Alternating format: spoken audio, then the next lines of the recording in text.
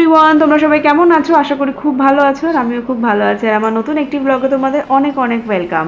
আমাদের ট্রেন তো একটুও লেট করেনি, একদম অন টাইম ভোর 6:20 সময় আমাদের যে গন্তব্য সেই গন্তব্যে আমাদেরকে পৌঁছে দিয়েছে। তো আমাদের গন্তব্য ছিল যোধপুর। তো আমি যেখানে থাকি গুজরাট ম্যাসানা, সেখান থেকে রাজস্থানের বিভিন্ন ট্যুরিস্ট স্পটগুলো বাই রোড বা বাই ট্রেন ইজিলি এক্সপ্লোর করা যায়। তো তার জন্যই আমরা এই ওভারনাইট জার্নিটা চয়েস করেছিলাম, যাতে রাত্রিবেলা ট্রেনে উঠে শোবো এবং ভোরবেলা আমরা যোধপুর পৌঁছে যাব। তো এই হচ্ছে যোধপুর স্টেশন। তো যোধপুর স্টেশনটা জানি না কেন আমার অন্যান্য স্টেশনের থেকে একদম আলাদা লেগেছে এবং খুব সুন্দর লেগেছে, খুব নিট অ্যান্ড ক্লিন। রোহান বলছিল একটা মডেল স্টেশন, অনেক প্ল্যান করে বানানো। তো যেখানটা দিয়ে আমরা বেরোবো সেই জায়গাটা আমার খুব ভালো লেগেছে। এই যে চারিদিকের দেয়ালে বিভিন্ন ইতিহাস সুন্দর করে ফুটিয়ে তুলেছে, মানে যোধপুরি ইতিহাস। তো এখান থেকে আমরা অটো করে আমরা হোটেলে পৌঁছে যাই। তো অটোতে মানে 5-7 মিনিট লেগেছে, মানে স্টেশন থেকে 5-7 মিনিটের দূরত্বে হচ্ছে আমাদের হোটেল। এটা একদম শহরের মধ্যে। তো আমরা যতবারই রাজস্থানের বিভিন্ন জায়গায় গেছি, আমরা রাজস্থান ট্যুরিজমের আন্ডারে যে হোটেল হয় সেইখানেই আমরা স্টে করেছি। ওই যে আমরা পৌঁছেও গেছি। এই হোটেলটার নাম হচ্ছে ঘুমার। তো আমরা জয়পুর উদয়পুর যখন গিয়েছিলাম তখন আমরা আরটিডিসির আন্ডারে হোটেলেই ছিলাম। তো এখানে সিনিয়র সিটিজেন হলে একটা অফ পাওয়া যায়, এবং তুমি যদি গভর্নমেন্ট জব করো বা পিএসইউ জব থাকে তাহলেও কিছু অফার দিয়ে থাকে। তবে জয়পুর উদয়পুরের হোটেলের সঙ্গে যে সম্পর্কটা ছিল, মানে যেরকম ভালো লেগেছিলো, সেটা কিন্তু এই হোটেলের সঙ্গে সেটা আমাদের ম্যাচ করেনি। মানে রুমগুলো আমাদের এক্সপেকটেশনের সঙ্গে একদমই ম্যাচ করেনি। এটা হচ্ছে রিসেপশন এরিয়া। যেহেতু একটা আমরা আর্লি চেক ইন করেছিলাম, তার জন্য ওরা এক্সট্রা পে করেছিল। তো টোটাল 3,500 টাকার মতো দুটো রুম আমরা নিয়েছিলাম। কিন্তু যতটা ভালো ভেবেছিলাম, ততটা ভালো আমাদের লাগেনি, জানি না কেন। তো অনেক রিকোয়েস্ট করার পরে ওরা একটা ভালো রুম আমাদের একটু ওয়েট করতে বলে, তারপর মানে দেয় ঠিকঠাক করে। তো ওটা ওকে ঠিকঠাক, আমি বলবো না ভীষণ ভালো, এরকম কখনোই বলবো না। এই ছিল হোটেলের একটা রুম। তো আরেকটা রুমও বুক করেছিলাম, সেটা অ্যাজ ইট ইজ সেমই ছিল। এই হচ্ছে রুমটা। আর তার সঙ্গে যে ওয়াশ এরিয়াটা, মানে ওয়াশরুম, সেটাও তোমাদেরকে দেখিয়ে দিই। এইটা হচ্ছে ওয়াশরুম। এই তো হচ্ছে, যাই হোক, তো এখন আমরা এই ঘরে ফ্রেশ হয়ে যাই, মানে স্নান টান করে ফ্রেশ হয়ে আমরা গোপালকে এখানে আগে প্রথমে বসিয়ে দিই। একটা ছোট্ট টেবিল মতো ছিল, সেই টেবিলের মধ্যে আমরা এখানে গোপালকে মা ভোগ দেয়। আর এই যে দেখিয়েছিলাম যে ছোট্ট জলের বোতল, ছোট্ট খাবারের জায়গা, ব্যাগ, এরকম একটা সুন্দর করে আমরা এরকম করে রাখি যেখানে যে হোটেলেই যাই। তারপর এখানে আমরা রেডি হয়ে গিয়ে এই 10টা 10:30টার মতো বাজে, এখন আমরা চলে যাচ্ছি তুর্জি কি ঝালারা দেখতে। এটা একদম সিটির মধ্যে, যেখানে হচ্ছে যোধপুরি যে মার্কেট হয় সেই মার্কেটের দিয়েই যেতে হয়। তো এই যে এরিয়াটা, এটা পুরো যোধপুরি মার্কেট। তো এখানে তোমরা চাইলে শপিং করতেই পারো। তো আমরা টুকটাক করেছিলাম এই শপিংয়ের, মানে এই রাস্তার মধ্যে দিয়েই যেখানে যাচ্ছি সেখানে সেই জায়গাটা। তো এটা তুর্জিকা ঝালারা হচ্ছে একটি স্টেপল, যেটা 1740-তে যেটা বানানো হয়েছিল, এবং মহারাজা অভয় সিংয়ের যে ওয়াইফ, মানে মহারানী, নাম হচ্ছে জ্যাকোবির তুর্জি মহারানী, তিনি মেয়েদের স্নানের জন্য এই ঝালারাটা বানিয়েছিল। তো এই যে ন্যারো বিভিন্ন লেন এবং চারিদিকে শপিং মার্কেট রয়েছে, রেস্তোরাঁ রয়েছে, এটার মধ্যে দিয়ে যেতে হয়।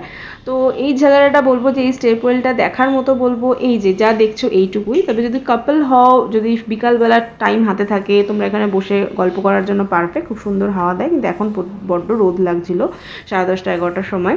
যেহেতু আমার মেয়ের সাথে ছিল, বাচ্চা সাথে নিয়ে জায়গাটা মানে খেলাধুলা, মানে যেহেতু সিঁড়ি আছে, তো আমার খুব একটা সেফ লাগেনি। তো আমরা জাস্ট একটুখানি দেখে অটোওয়ালাকে বলেছিলাম একটু দাঁড়িয়ে থাকো, আমরা ফটাফট দেখে চলে আসবো। আমার মাও আসেনি। তো এটা 5 মিনিটের মধ্যে এটা দেখা হয়ে যায়। তো তারপর আমরা এখান থেকে খুব খিদে পেয়েছে, ব্রেকফাস্ট লাঞ্চ সবই করব। তো তার আগে বলি, বেরোনোর সময় এই ক্লক টাওয়ারের পাশ দিয়েই গেছিলাম। তো এটা হচ্ছে সিটির ক্লক টাওয়ার। এখানে উঠে ফটো অনেকে তোলে, এবং এই যে চারিপাশে যে ওই যে দূরে দেখা যাচ্ছে মহারানগড় ফোর্ট, ওই ফোর্ট বা এই যে বাজারের যে সুন্দর আলো, মানে এটা দিয়ে সন্ধ্যাবেলা খুব সুন্দর কিন্তু লাগে সিটি লাইফটা দেখতে, অনেক ব্লগে আমি দেখেছি।